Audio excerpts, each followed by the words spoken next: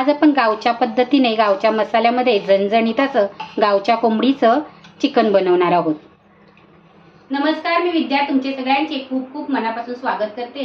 पावसाचे दिवस आहेत तर पावसातून झणझणीत असं आज आपण गावठी कोंबडीचं गावच्या पद्धतीने कालवण करणार आहोत। एकदम गावी आपण जसं कालवण करतो ना त्याच पद्धतीने करणार आहोत।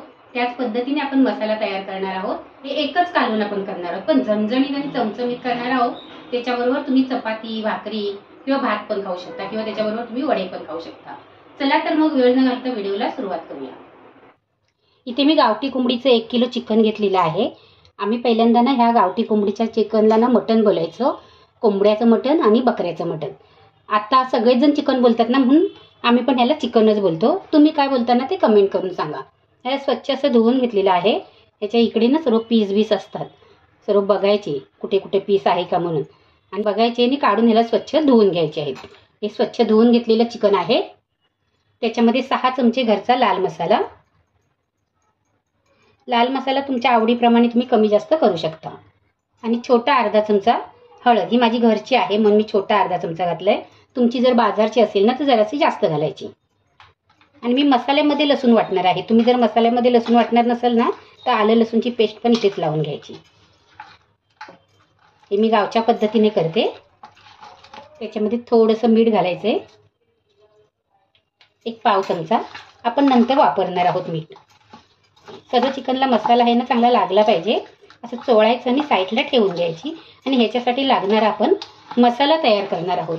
तो आजचा मसाला आहे ना तो आपण थोडीफार आपल्या चिकनला गावची टेस्ट येईल, गावची आठवण येईल या पद्धतीने मसाला तयार करणार आहोत। इथे मी गॅसवरती जाळी ठेवलेली आहे आणि जाळीवरती ना 4 कांदे ठेवलेले आहेत, पण मी याच्यातले 3च कांदे वापरणार आहे। कांद्याचं साल काढायचं आणि त्याला थोडंसं फोडायचं। फोडलं ना की आतपर्यंत चांगला कांदा भाजला जातो। असा तुम्ही कांदा भाजलात ना तर गावच्यासारखी आपल्या चिकनला टेस्ट येते। 3 कांदे आहेत भाजून घेतलेले, 2 लसूणचे कांदे आहेत त्यांना सोलून घ्यायचे, आणि 1 वाटी खोबरं आहे ते मी किसून तव्यावरच भाजून घेतलेले, सुकच भाजलेलं आहे। 1 मोठा चमचा घरचा गरम मसाला, अर्धा चमचा धना जिरा पावडर, 1 ते 1.5 इंच आलं, 2 हिरव्या मिरच्या भाजून घेतलेल्या आहेत। त्याला मध्ये चिरा द्यायचा आणि थोडेसे चिमट्यात पकडून भाजायचे, आणि थोडीशी कोथिंबीर आणि लसूण आहे ना ते आपल्याला सोलून घ्यायचे। हे सर्व आपल्याला मिक्सरला बारीक करून घ्यायचं आहे। असं कांदा भाजलात ना तुम्ही की थोडीफार आपल्या गावच्या जेवणासारखी टेस्ट येते। आपला मसाला आहे ना वाटून झालेला आहे, जास्त बारीकही वाटायचा नाही आणि जास्त जाडाही वाटायचा नाही। जर जाडा वाटलात ना तर पातळवालच रस्सा केलं ना म्हणजे कालवण केलं ना तर तो पेवणार खोबरं, आणि जर एकदमच बारीक झालं ना तर मग ते पिटल्यासारखं होणार, म्हणून मध्यम असा वाटून घ्यायचा। मस्त असा मसाल्याला सुवास सुटलेला आहे। चिकन बनवण्यासाठी इथे कढई गरम करायला ठेवलेली आहे। कढई गरम झाली ना की मोठे 2 चमचे तेल घालायचं। कढईचं असं वाटलं लावून घ्यायचं थोडं। तेल आहे ना तुमच्या आवडीप्रमाणे तुम्ही कमी जास्त करू शकता। त्याच्यामध्ये 3 पाकळ्या लसूणच्या चेचून घालायच्या, छोटा 1 कांदा आणि 1 तेजपत्ता। गॅसची फ्लेम लो टू मीडियम करायची। लसूण आपली अशी लाल झाली ना मग त्याच्यामध्ये हे आपल्याला चिकन घालायचे, पण घालताना एकदम मिक्स करून घ्यायचं। गॅस बारीक करायचा आणि याला परतून घ्यायचं। मस्त असा लसूणचा पण सुवास सुटलेला आहे। तुमची गावठी कोंबडी असेल ना तर लसूणची फोडणी द्यायची, मस्त सुवास पण येतो आणि टेस्ट पण चांगली येते। त्याच्यावरती झाकण ठेवायचं आणि झाकणावरती पाणी ठेवायचं। गॅस लो पेक्षा थोडा मोठा करायचा जरासा। झाकणावरती पाणी ठेवलेलं आहे ना त्याच्यावरती अशी वाफ तयार झाली पाहिजे। ह्याला मिक्स करून घ्यायचं। बघू शकता तुम्ही आपल्या चिकनमध्ये कसं पाणी सुटलेलं आहे ते। झाकणावरचं पाणी ह्याच्यामध्ये ओतायचं असं। आपलं चिकन अर्ध शिजत आलं ना की त्याच्यामध्ये हा मसाला आपल्याला घालायचा आहे। मी मिक्सरचं भांडं धुवूनच याच्यामध्ये पाणी घातलेलं आहे आणि गरम पाण्याचा वापर केलेला आहे।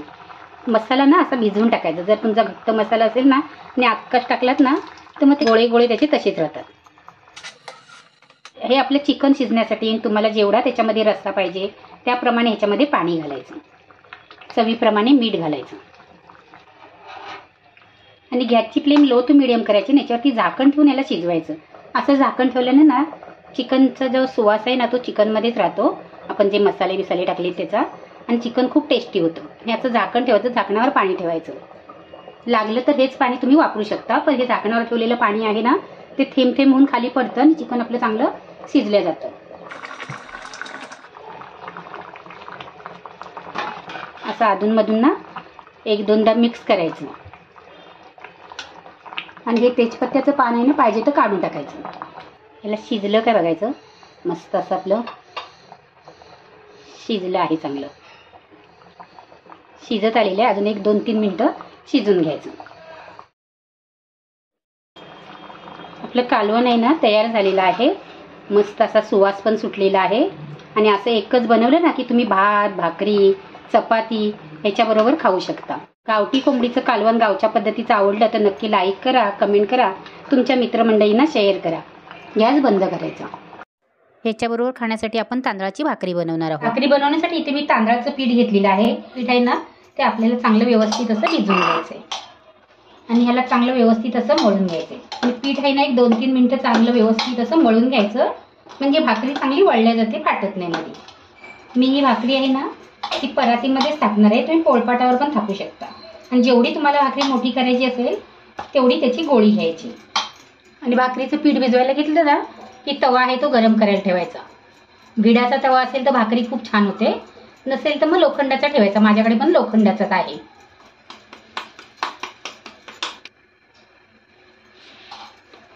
आणि भाकरी आहे ना ती पहिली साईडने अशी आपल्याला थापत जायचे. लाड भाकरी कशी करतात त्याचा जर तुम्हाला व्हिडिओ पाहिजे असेल तर कमेंट करून सांगा. म्हणजेच उकडीची भाकरी कशी करायची ती. आपल्याला वाटलं आपलं पीठ हाताला चिकटतंय म्हणून तर थोडंसं इथं असतं ना ते साईडला तेच असं बोटांवरती लावायचं आणि परत थापायची.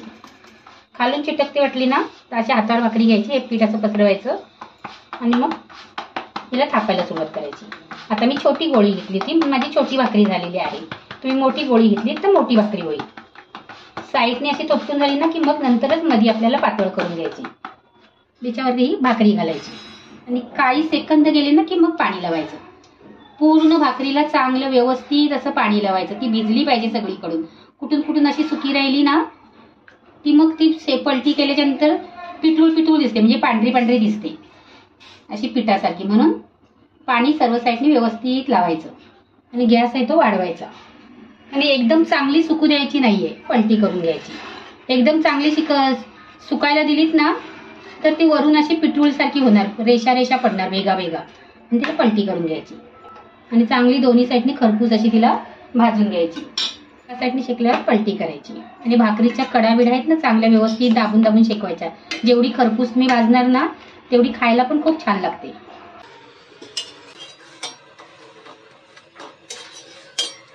चपातीसारखीच भाकरी फुटली ना की मग ती अशी चांगली फुलत नाही.